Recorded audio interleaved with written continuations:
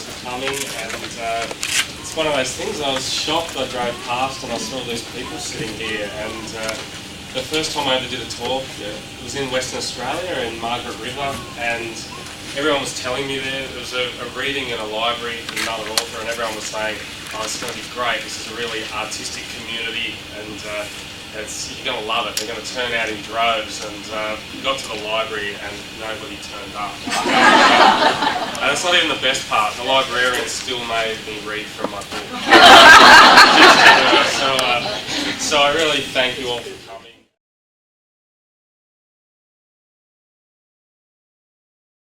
That you're here and to see some people that I know as well. And I'm going to even apologise to some of those people because I'm going to tell a story to begin with.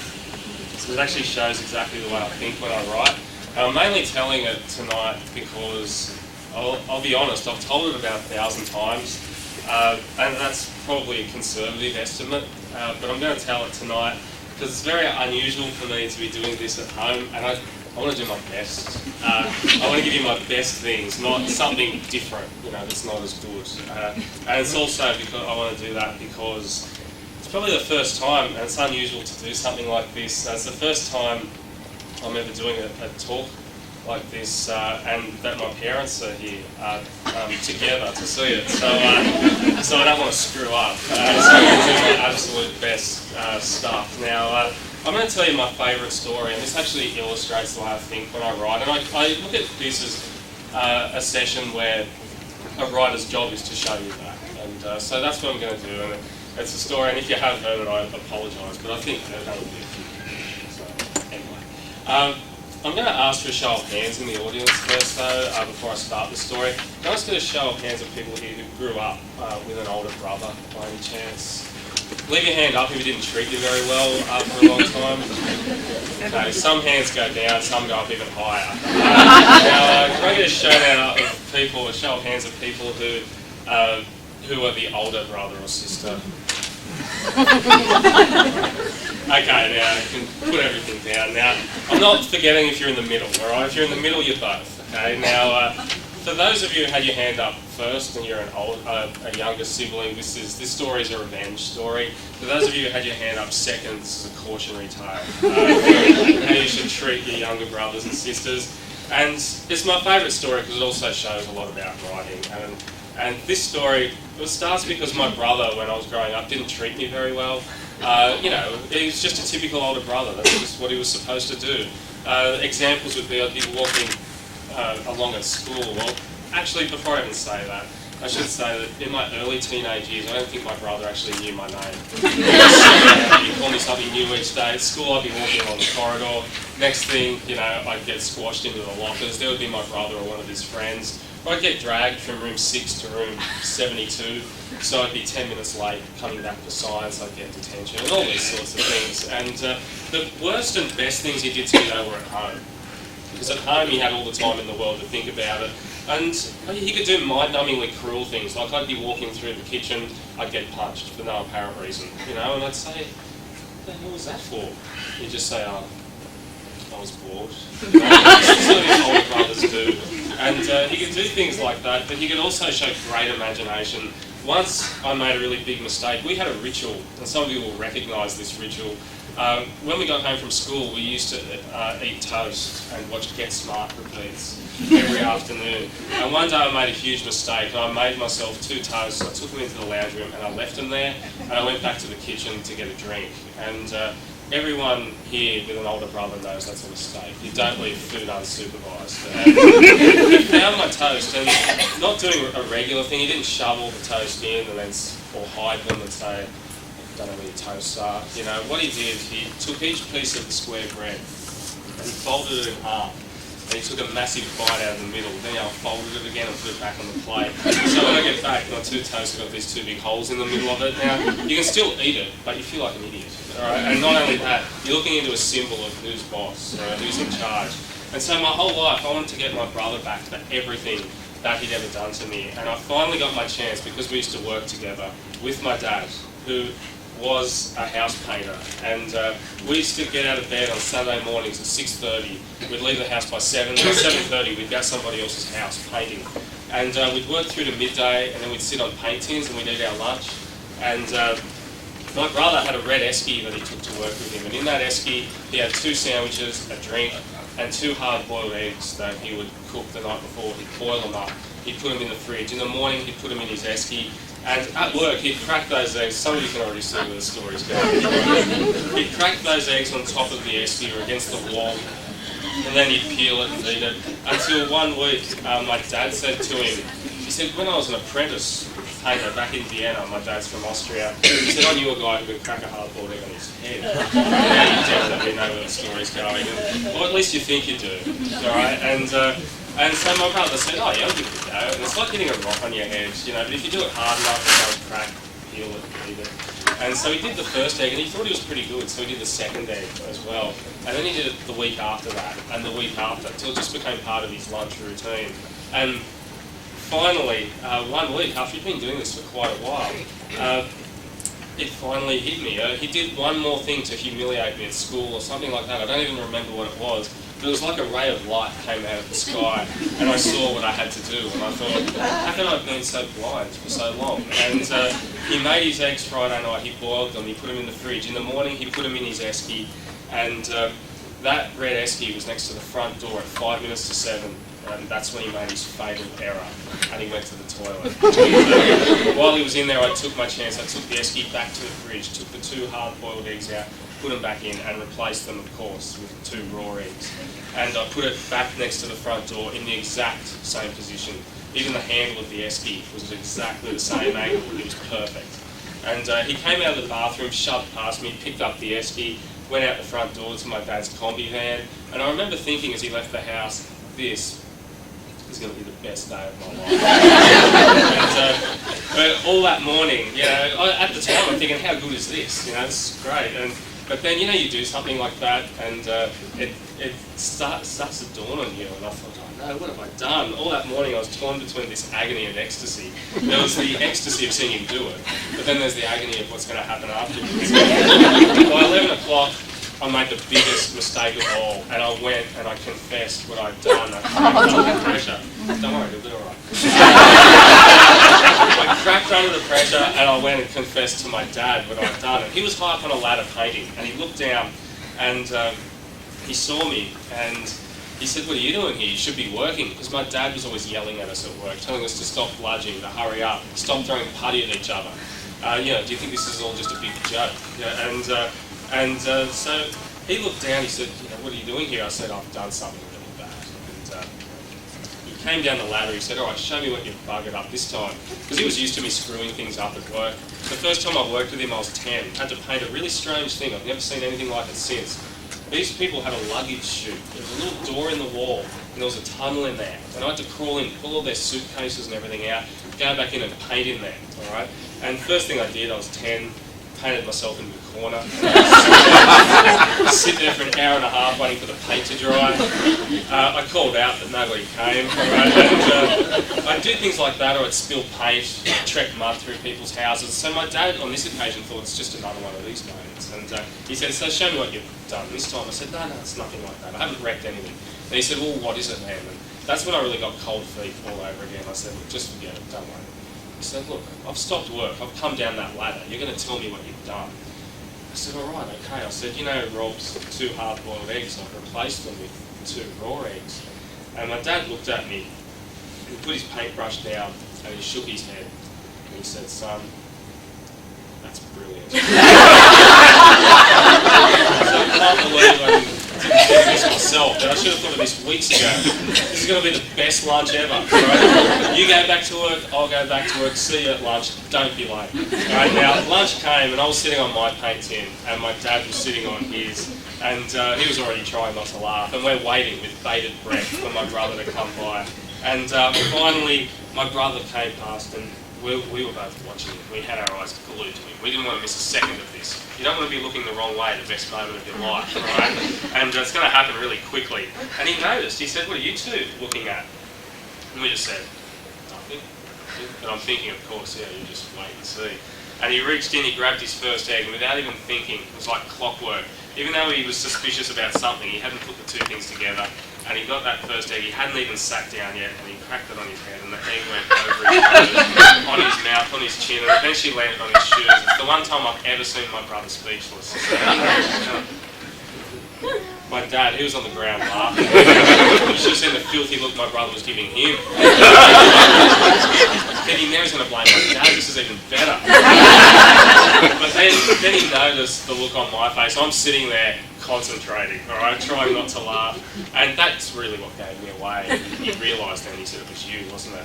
And by then I just gave up because I was proud of what I'd done anyway. It was me.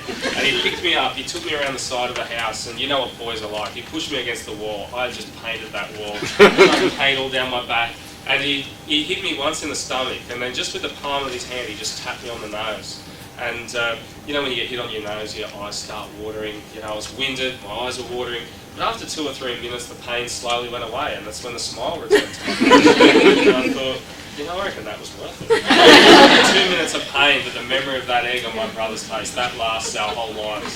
So now, whenever he comes and visits, the first thing I say to him, because I mean, I do still live here, and my brother lives near the Snowy Mountains, and it's a 5-hour drive. So the first thing I say to him when he visits is, geez, that's a long trip. You must be hungry. You know, I haven't got much here, but I could at least, I don't know, maybe make you some eggs or something like that. That was 15 years ago. How are you going to get over that? I say, no, I'm never getting it. It's the one time I got him back for everything. Now, that story, I mean, normally I would make 3 points about that story, but tonight I'm going to make 4, considering that I'm telling it, I've admitted that I've told it 1,000 times, alright? Now, the first thing about that story is obviously, I just took it straight from my own life, the easiest way to tell a story. I can see some of you thinking, this is the guy who wrote the Book Thief, you know, he's telling us about an egg. But this story has a lot more to do with that book than you think, alright? And so first of all, it comes from a true part of my own life. Secondly, I could ask you 30 to 40 questions about that story. Okay, not to test if you're listening, alright? But if I said to you, for example, what colour was my brother's esky, you would tell me it's red. Yeah, and some people have said it. You could tell me if I said, well, what did we sit on when we ate our lunch? Paint tins, alright? You know what sort of car my dad used to drive, a combi van. You know he's from Vienna in Austria. You know the first thing I ever painted. Why did I tell you these small details? Someone would be intelligent out there and say something like, which is a good answer, but you would say something like, well, you wanted to get us to visualise things better. You wanted us to just, you know, see this proper description and so on, which is true, but it's not the real reason. The real reason is actually really simple. I'm not a genius. That's not why I'm a writer. That's not why I got published. I'm a writer because I do the simple things well, hopefully, okay? And the simple reason I put those small details in the story was I wanted you all to believe me. People always believe you when you mention small details. Think of it this way. Think of when you've lost something. I left my jacket at the airport a few years ago and I ran back to the security section. I said to the security guard, I'm sorry I left my jacket here. Is there any chance it's still here? He said, all right, what colour is it? I said, it's brown, it's leather, it's got a reserve label in the back. I just bought the jacket, so I knew the brand. And I said, it's got a folded up piece of paper into quarters in the inside pocket. He went to a cupboard this big, this deep, and he reached in and he pulled out the jacket. And he reached into the inside pocket and he pulled out that piece of paper. He put it back in and he gave me my jacket. Now, why did he believe it was mine? Because I could tell him the small details. Now, I know none of you sat there thinking, his brother had a red esky, this must be true. Alright? It's just a little belief mechanism somewhere in your head. When someone knows the details, okay, they know their story. And it's important that people believe you when you tell a story, because that's the magic act of writing fiction, is that you're writing something that isn't true, but people are believing it. And that's what's always attracted me to it. And that's what made me want to become a writer. Was when I was turning pages and not even noticing I was so wrapped up in that world. And that's when I said, this is what I want to do with my life. Now, the third point I want to make about the story is the most important, by far. Okay? The best moment in that story, you all thought the best moment was going to be my brother cracking the egg on his head. Okay? But the best moment was obviously not that. The best reaction, and if we gauged it now and said, when did I really have your attention? The best moment was when something happened that actually the opposite should have happened. And if I said to you now, well, what was the best moment? You would tell me it was when I went to my dad. My dad is supposed to do that thing, and I'm probably a bit strange, but I think everyone sort of enjoys this. I kind of enjoy hearing parents yell at their kids, especially at the supermarket. They put a full stop between every word or second word, and then they finish it with a flourish. You know, they get into that lecture mode. You know, you've heard yourself do it. All right, and I'm looking forward to doing it myself. And it's when it sounds something like this. If you look at my dad in that situation, what he should have said was something like this: Marcus, you're a bloody idiot. I'm sick and tired of you and your brother mucking around and doing stupid things at work. It's the ending that really makes it. And that's what he's supposed to do, but what does he do instead? He says, son, that's it. And that's the best moment in that story. The second best moment, the second best reaction I got was when my dad was on the ground laughing. Because he should be sympathetic to my brother, but he's not. Okay? And it's always the same. I'm always telling stories, and I've noticed that it's always when something unexpected happens. I mean, one tiny example I'll give, and it's not even a great example, is that, well, I often tell kids in school, if I go into a school and say, oh, I've written this book and that book and this book and that, you know, you've got 150 year nights, they'll kill you, okay, if you do that. So I usually go in and I just tell stories because I've noticed that people just love stories and want stories. And I often tell them the story of the first thing I ever stole. And the first thing I ever stole was sausage roll from my school canteen. And the only problem was that it was still frozen. I'm not going to tell that story. I just told it as a 30-second bit of a story. And what got the reaction? I stole a sausage roll from the school canteen. No. And when I said that it's frozen, that's what got the reaction. And why? Because you didn't see it coming. All right. And that's always the biggest weapon in any story. The last thing, of course, is, and the fourth thing that I want to talk about, it might be a fifth thing later on, is purely editing. The first 50 times I told that story, I didn't even mention going to my dad and my dad saying, son, that's brilliant. Okay? It took me 50 times to get to that. My favourite part of that story now is something that was even just a really small thing that didn't get any reaction, but I personally like the bit where I say the esky handle was at exactly the same angle, because that's the newest bit. Right? I just put that in recently. But the story gets better and better the more I tell it, and it just shows you that editing and going over it is what makes your book stick and what makes it memorable. If I hadn't failed 1,000 times writing the book thief, it wouldn't be the book it is. Death wouldn't even be the narrator of that book. And to give you a bit of an idea, I wrote the first part of the book, and the prologue, which is about 80 or 90 pages. I wrote and rewrote and revised and redid that first part and those first 90 pages somewhere between 150 to 200 times to get it right. And so it was one of those books that was pretty hellish to write in some ways, but that's what made it so memorable. And if I go kind of in reverse order now, I've talked a little bit about the editing of this. Now I'll go to the unexpected. I thought, I'm writing a book about Nazi Germany, and I thought, how do I get this to be different? There have been hundreds, thousands of books written about that topic. And I thought, what if I use death as the narrator? That was the first thing, as in the Grim Reaper. I thought, people always say that war and death are like best friends. So who better to tell this story? Who better to be hanging around and to see this girl and tell her story? And so I wrote 250 pages like that. And it wasn't working. It's better to figure out that your book isn't working on about page 25, not 250, all right? And but having said that, it was still a worthwhile experience because I'd already laid a platform.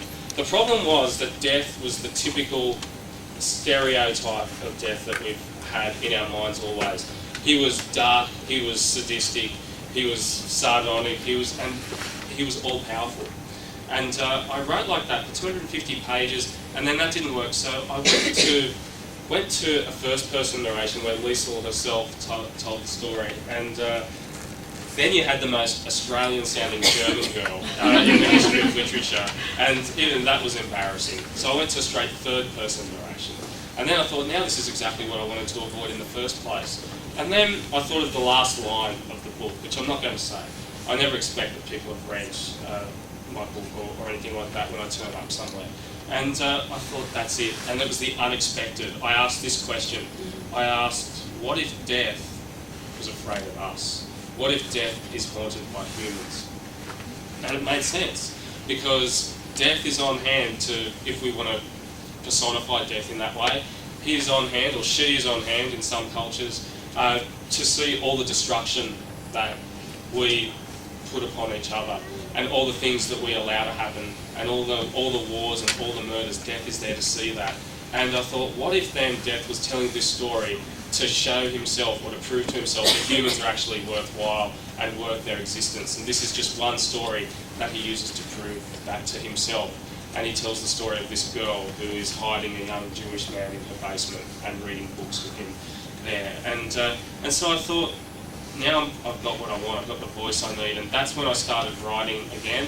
And I knew I wasn't going to stop. And then I wrote all the way through. I wrote the first half of the book in 2 years, and I wrote the second half of the book in 1 month. When I made that realisation. To get onto the idea of, I'm not going to give you the small details. There are enough small details in here. But what I'm going to do is I'll tell you where the book began. And it began in my kitchen when I was growing up. And I realised later on when I became a writer that I had a world in my head that was there as simply as English is in my head, my first language. And the same way that we all know English, but we don't really remember learning it. And I had the world of Germany and this small town in Austria, and I brought those two worlds together.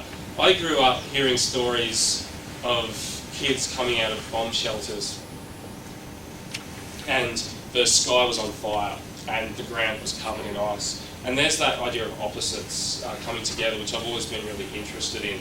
And I also heard stories of my dad going to Hitler Youth and getting in trouble there, and then getting bored by it, and then not going. And going to the river instead and throwing rocks into the water, getting dirty enough to come home and fool his parents until the threats started coming in the mail. And I thought, I didn't see that on the SBS documentaries about Nazi Germany.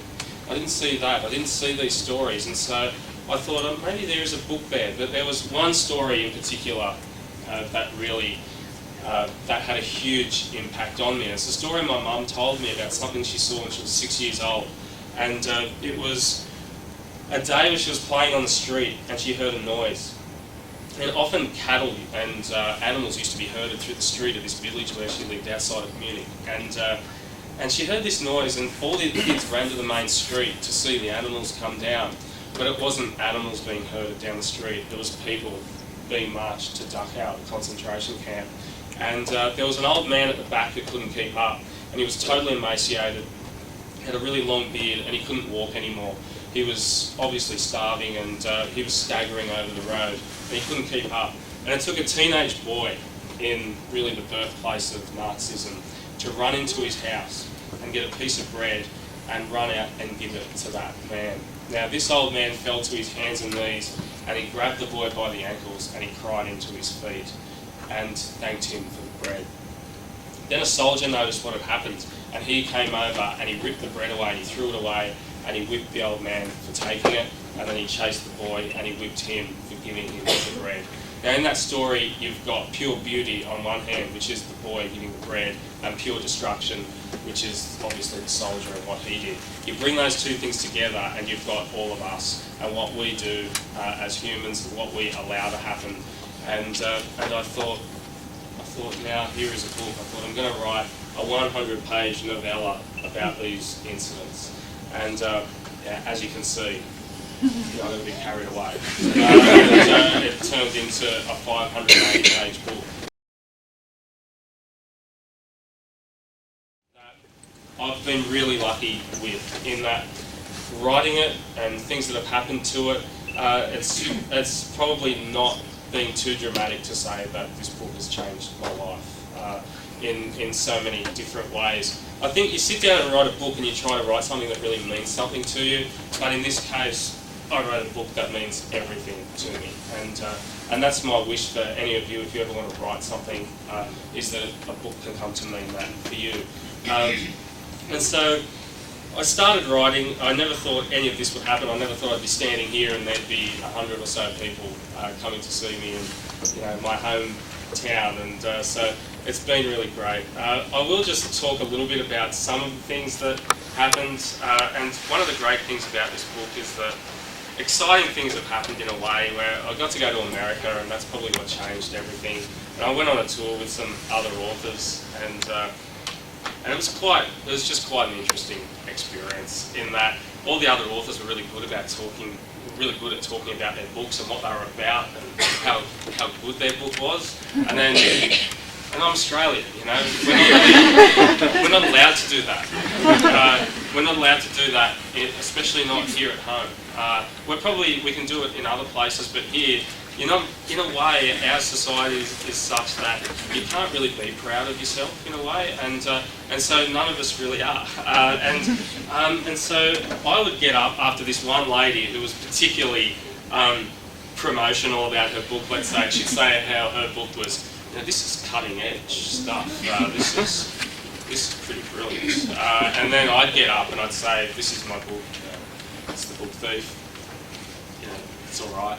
You know, I worked pretty hard, and then someone from the publishing company came and said, we didn't bring you thousands of miles to tell people your book's all right. So you're going to have to come up with a way so that we can sell it. And I mean, I disagree with the publisher in that case, in that I think you've just got to be yourself. And I found a way to explain what this book was about. And all I could do really was just make dot points of what I felt the book was about. And it's terrible because I've now done that several times and I keep losing that piece of paper that I've written on. But what I'm going to try to do right now is do it from memory and see if I can actually pull it off and tell people who haven't, you know, like I said, I don't expect people to have read it. So if you haven't, this to me is what the book is about. I'll probably look down because I need to sort of visualise that I'm looking at this piece of paper that had lots of things written all over it. But this to me is what the Book Thief is about. Okay, so this book is about a girl. It's about a girl growing up in Nazi Germany, and her mother was a communist, and her brother died of a coughing fit, and she tried to dig him up through the ice and snow until her fingers were frozen with blood. But then she goes to live with a foul-mouthed foster mother and a kind-hearted foster father who teaches her to read, and her best friend is the local crazy, who's famous for painting himself black and pretending to be Jesse Owens at the local football grounds. And then a young man named Max comes to live in her basement, and he imagines fighting Adolf Hitler in that basement every night. And the girl, Lisa, the book thief, steals books from everywhere she can, from book burnings, from mayor's wives' houses, and she shares them with that young man in the basement. And everything is good until the kind-hearted foster father gives a piece of bread to a starving man on a German street, and he's a Jewish man, and so everything has changed. Everything is in jeopardy. And Max, the young man in the basement, has to leave, but not before they all build a snowman in the basement, and Max nearly dies from a cold, and Liesl gives him 13 presents, including a white cloud with a big grey heart. Finally, though, the bombs come down, and the question is whether Liesl will survive. And her chance of survival is a good one, because she's writing her own story in the basement, and it's a beautiful story of friendship written amongst an ugly world that surrounds her. And that, to me, is what Book Thief is about. It's about people making brave decisions, and the idea that we all have a story that we can write that is a beautiful story the way she writes hers. And so, yeah, that's from memory. I hope I screwed it up a little bit, but you know, I've never done it before. So that to me is what the book is about. I'm not going to go on too long. I just want to say thank you very much for coming tonight. I usually think I haven't spoken very long, but I tend to